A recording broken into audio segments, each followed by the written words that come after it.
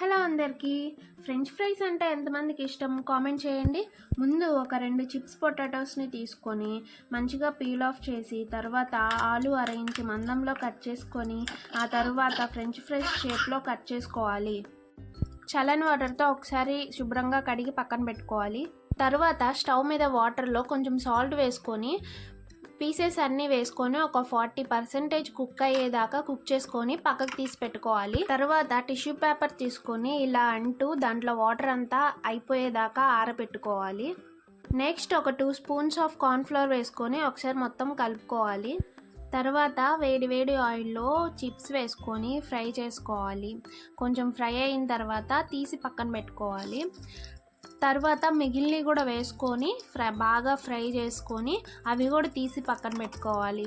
లాస్ట్లో రెండోసారి కూడా ఫ్రై చేసుకోవాలి.